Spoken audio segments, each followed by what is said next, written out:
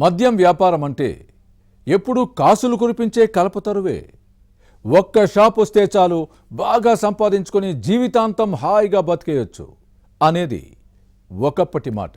కానీ ప్రస్తుత పరిస్థితి వేరు. ఎక్సైజ్ పోలీస్ సిబ్బంది ప్రజా ప్రతినిధులకు మామూలు ఇవ్వక తప్పడం లేదని అంటున్నారు. అప్పుడప్పుడు విజిలెన్స్ అధికారుల చేతులు తడపక తప్పదు. ఈ పరిస్థితుల్లో లిక్కర్ బిజినెస్ చేయలేమని కొందరు ఆందోళన వ్యక్తం చేస్తున్నారు. ఉమ్మడి పశ్చిమ గోదావరి జిల్లాలో మద్యం వ్యాపారుల మనోగతంపై ఇన్సైడ్ స్టోరీ.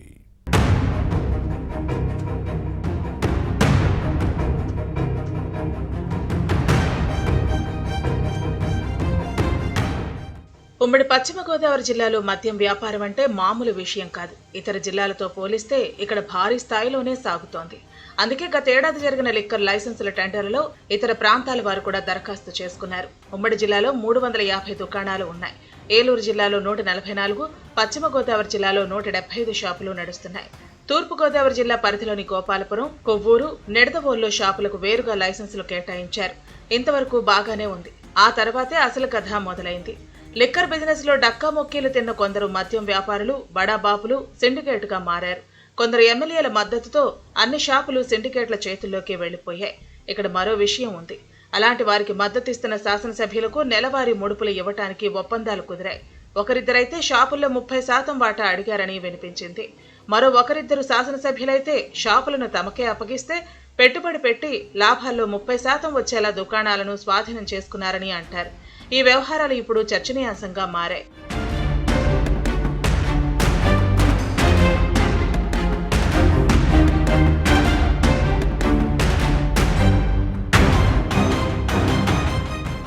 లిక్కర్ బిజినెస్ సజావుగా సాగాలంటే అందరికీ ముడుపులు ఇవ్వక తప్పని పరిస్థితి నెలకొందంటారు కొందరు మద్యం వ్యాపారులు.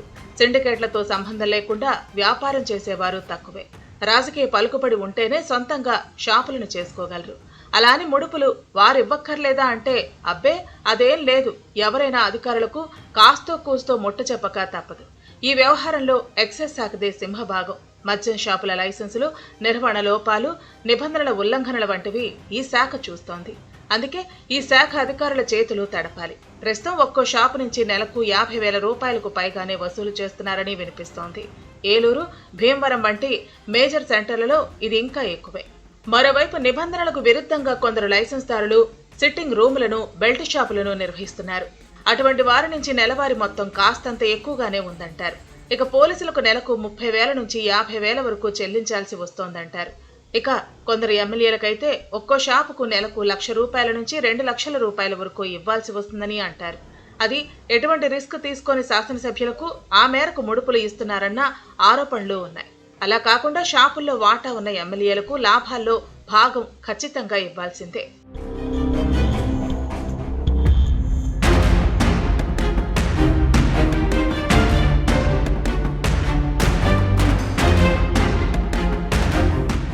ఒక విధంగా చెప్పాలంటే ఒక్కో షాపుకు నెలకు అన్ని కలిపి కనీసం 2 లక్షల నుంచి 4 లక్షల వరకు ముడుపులు ఇవ్వాల్సి వస్తోందని వ్యాపారులు ఆవేదన వ్యక్తం చేస్తున్నారు. మరి ఇంత మొత్తంలో మామూలు ఇవ్వాలంటే సిండికేట్లు చూస్తూ ఊరుకుంటాయా? తమ పని తాము చేసుకుపోతున్నాయి. అందుకే కొన్ని చోట్ల మద్యం ధరలను పెంచేశారనే ఆరోపణలు వస్తున్నాయి.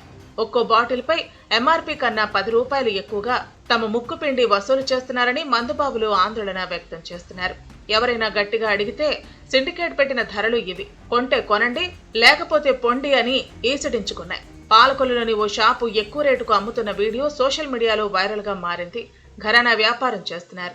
అంతేకాదు నిబంధనలకు విరుద్ధంగా అర్ధరాత్రి 12 దాటినా కొన్ని షాపులు తెరిచే ఉంటున్నాయి.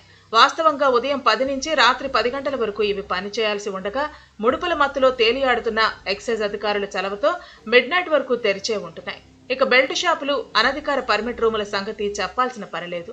ఎక్సైజ్ శాఖ అధికారులు వత్తాసు, కొందరు ఎమ్మెల్యే సపోర్టుతో సిండికేట్లు రెచ్చిపోతున్నాయనే ప్రచారం జరుగుతోంది.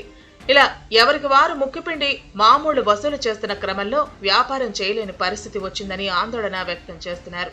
మామూలు బెడదతో తమ పరిస్థితి అడకత్తెరలో పోకచెక్క చందంగా మారిందనే ఆందోళన లిక్కర్ వ్యాపారుల్లో కనిపిస్తోంది.